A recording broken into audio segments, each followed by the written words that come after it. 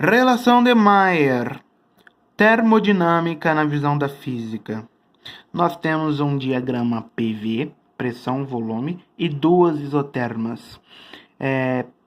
Ao longo destas hipérboles, a temperatura é a mesma. Temos que T1 é menor do que T2. Quanto mais afastado da origem do gráfico, maior é a temperatura. Então, T1 é menor do que T2.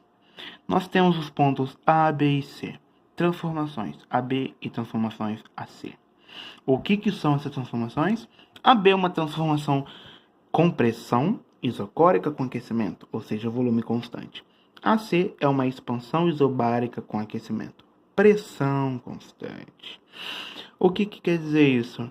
Nós temos um cilindro, deixa eu ver se eu consigo desenhar um cilindro, tá? E temos um êmbolo, vamos supor aqui um êmbolo, tá? Um disco, como se fosse um disco. Esse êmbolo, na transformação AB, ele é um êmbolo fixo, ele é imóvel.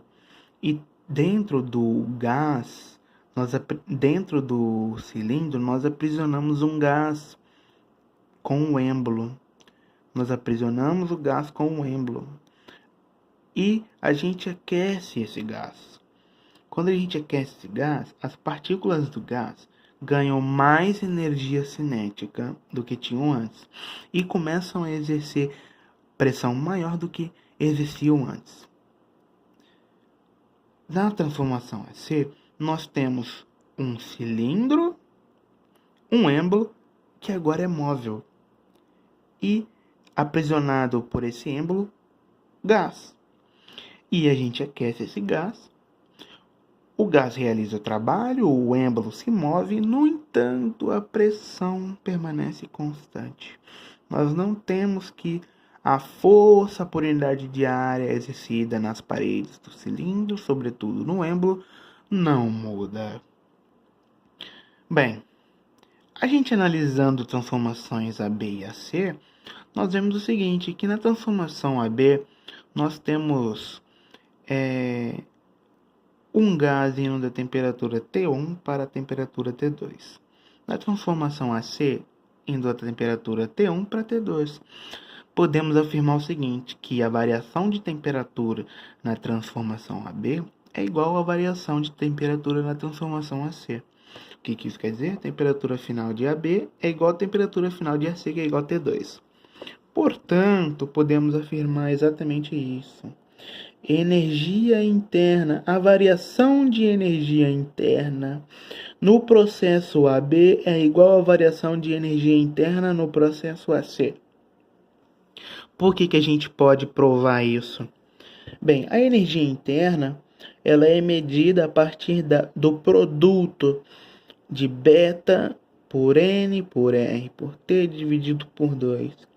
O que significa esse beta? Beta é o número de graus de liberdade do gás, o que depende da atomicidade da partícula do gás. Um gás monatômico, ele quando ganha energia cinética, quando ele tem temperatura absoluta maior do que zero, ele começa a se mover e ele consegue se mover em 3 eixos. Na verdade, a movimentação dele nos 3 eixos é a decomposição da movimentação resultante. Mas o que a gente pode dizer é que ele pode se mover em 3 eixos. Ou seja, ele tem 3 graus de liberdade. No entanto, uma molécula de gás que é diatômica, ela tem a movimentação nos 3 eixos e ainda tem uma movimentação de rotação para cada um. Então, nós temos 3 mais 2, uma de rotação e outra de rotação, 2. Então, nós temos 5 graus de liberdade, 5 graus de movimento. Então, para o gás monatômico, o grau de liberdade aqui é 3. Eu ia falar 10. Mentira, 3. Erro de gravação. Para o gás diatômico, nós temos 5. Então, isso aqui é função da atomicidade do gás. Nós temos N a quantidade de mols do gás. R, a constante dos gases ideais. E T, a temperatura absoluta, a temperatura medida em Kelvin sobre 2. O que a gente pode afirmar para completar aquilo? É que U é diretamente proporcional a T. Se ΔT é igual em AB e em AC, quer dizer que ΔU em AB é igual a ΔU em AC. Por isso que nós afirmamos isso.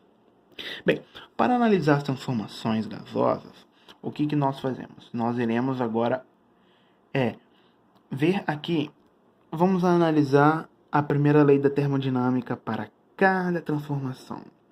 Primeira lei para a transformação AB. Calor trocado na transformação igual trabalho mais variação de energia interna. Se na transformação a variação de volume foi 0, o volume continuou constante, nós temos que o trabalho realizado é igual a 0, pois trabalho é igual a P vezes ΔV. Portanto, calor trocado a volume constante igual a ΔU. No caso aqui eu coloquei ΔU trocado a volume constante. Primeira lei para a transformação AC. Calor trocado na transformação a pressão constante é igual a trabalho realizado pelo gás mais variação de energia interna na transformação a pressão constante. Nós temos que o ΔV é diferente de 0. Portanto, o trabalho pode ser diferente de 0. O trabalho vai entrar agora. Calor trocado a pressão constante igual a pressão da transformação, variação de volume da transformação mais variação de energia interna. E eu fiz algumas anotações a partir do que eu vou fazer agora. Veja bem essas anotações. Eu fiz a anotação do que é o CV e o que é esse CP. O CP é calor molar, é o calor específico molar trocado numa transformação a pressão constante. Lembra que da calorimetria nós temos calor específico? Bem, aqui nós temos calor específico molar trocado numa transformação a pressão constante. CV, calor específico molar trocado numa transformação a volume constante. O índice aqui é referente a pressão e volume constante. Portanto, nós temos aqui que a troca de calor a volume constante é número de mols. Lembrando que esse é o calor molar, tá bom? Então é N vezes CV vezes ΔT. ΔUV é igual a N vezes CV vezes ΔT. ΔUV igual a ΔUP. Lembrando, que ΔUV é igual a ΔUP.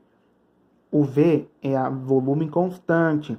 Qual transformação que é volume constante? AB. Qual que é a pressão constante? AC. Então, ΔUAC é igual a ΔUAB, ΔUV é igual a ΔUP. Nós temos que calor a pressão constante igual a NCP ΔT. NCP ΔT igual a trabalho mais ΔUV. Por quê? Por causa disso. O que é o trabalho? Vamos lá, vamos anotar aqui. Vamos passar agora. Nós temos que ΔUV é igual a isso aqui. Então, eu já vou anotar. A gente já vai chegar à relação de Mayer.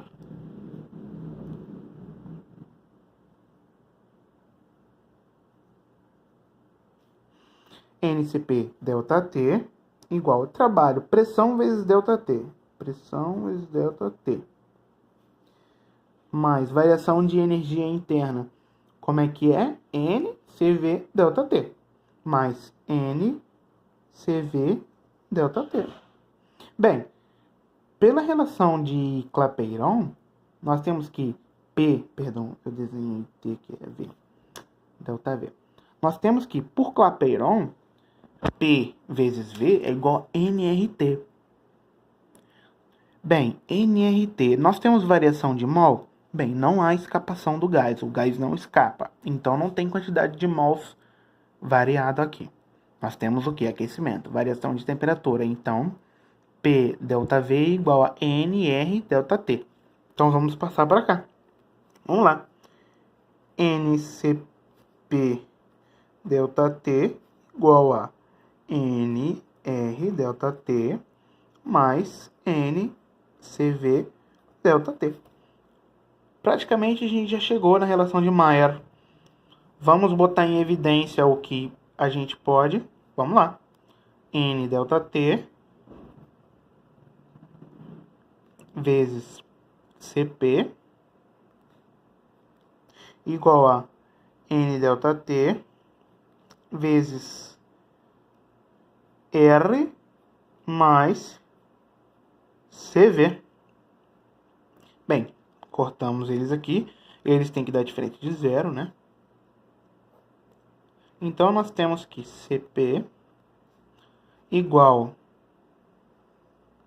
R mais CV. Por essa relação, a gente tira a conclusão que CP sempre é maior do que CV. Então, vamos lá.